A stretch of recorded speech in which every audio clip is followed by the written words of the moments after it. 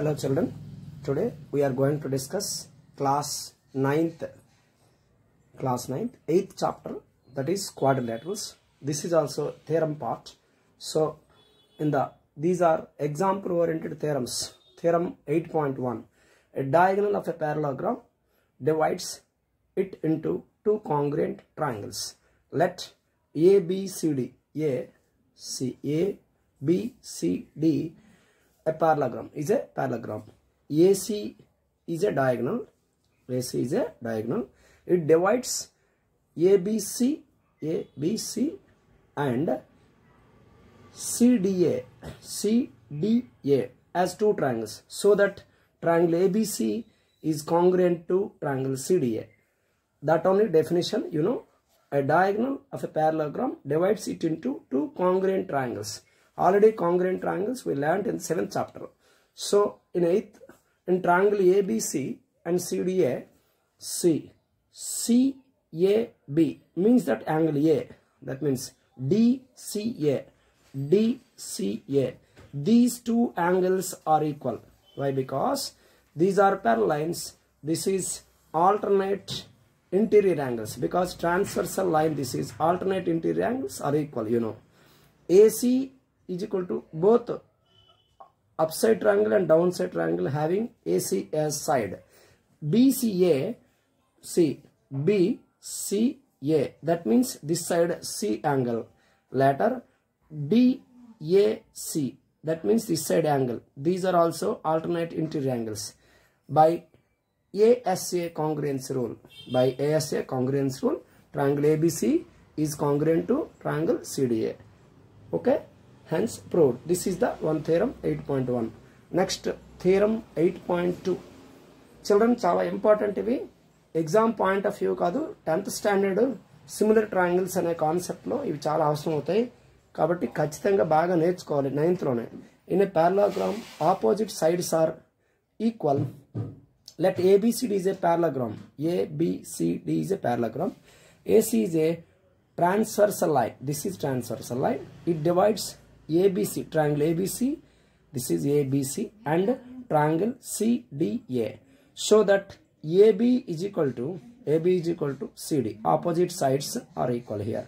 And AD is equal to BC. We should show that one. Now in triangle ABC, CDA, and in triangle ABC and CDA, BAC, BAC, this one angle, and DCA, this angle.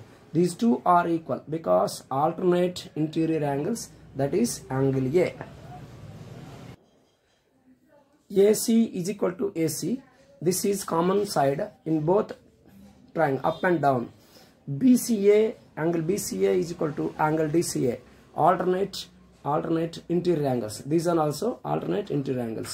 So that is angle A. By ASA congruency rule, triangle ABC is congruent to triangle CDA. So both are congruent figures. That means equal, identical, equal. Rendu correct ga exact ga samanam anamata. Kabatti corresponding parts ఏవైనా రెండు equal. AB is equal to CD, అలాగే BC is equal to AD. by CPCT. మనం 7th lesson లో నేర్చుకున్నది అదే, chapter అంతా అదే నేర్చుకున్నాం. So next theorem 8.3. If each pair of opposite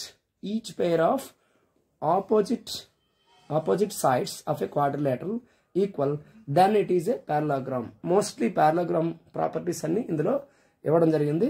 so parallelogram అంటే opposite sides are parallel and also equal, you know. Parallelogram కొంచెం అందంగా గీసుకోండి.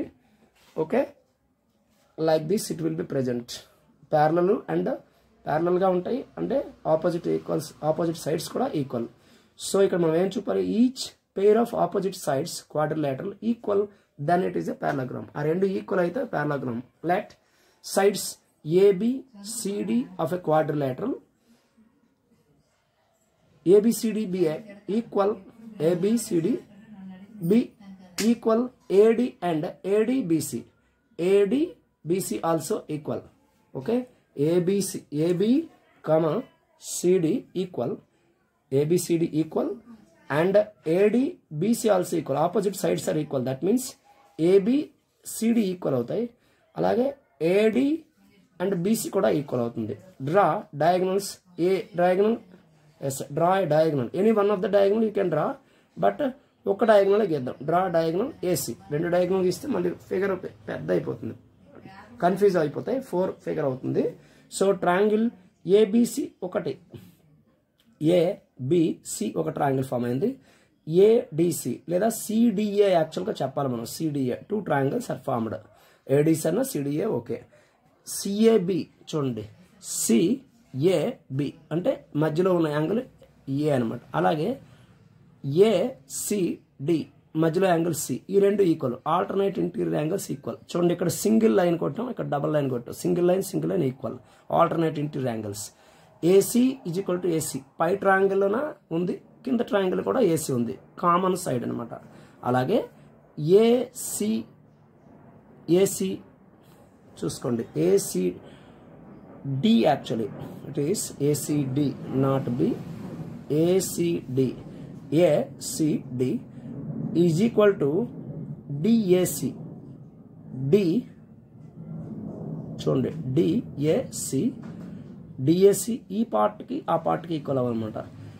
ఏ చూడండి ACB, sorry ACB only, this is ACB, ఇక్కడ డబల్ లైన్ ఉంది కదా, డబల్ లైన్ ఏసీబి.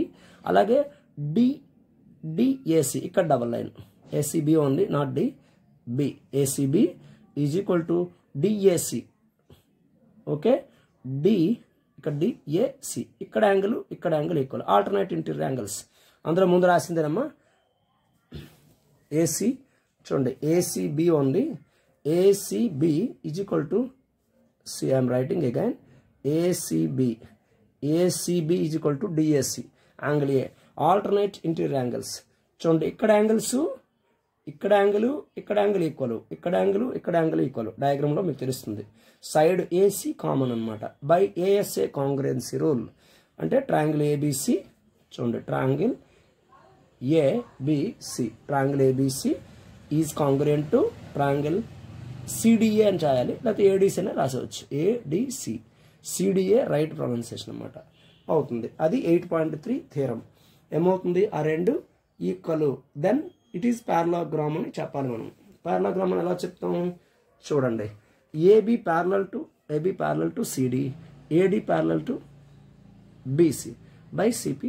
చూడండి AB parallel to CD చెప్పాం, అలాగే ఏడి ప్యారలల్ టు బీసీ కూడా by CP. Opposite sides are equal and parallel, కాబట్టి ఏబిసిడి క్వాడ్రిలేటరల్ అనేది పారలోగ్రామ్ అవుతుంది.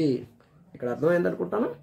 చూడండి పిల్లలు, ఎందుకంటే ఆపోజిట్స్ పారలోగ్రామ్ యొక్క ప్రాపర్టీస్ అన్ని మనం ఇంట్రడక్షన్ పార్ట్లో ఇచ్చాం, అవన్నీ చూడండి ఒకసారి.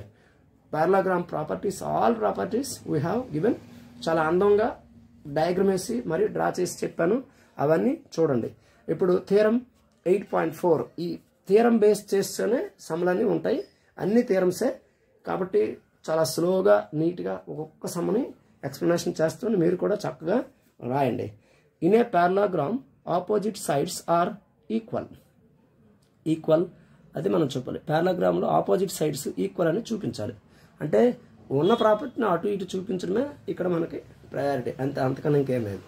Let ABCD is a parallelogram, ABCD is a parallelogram, AB is equal to CD, AD is equal to BC.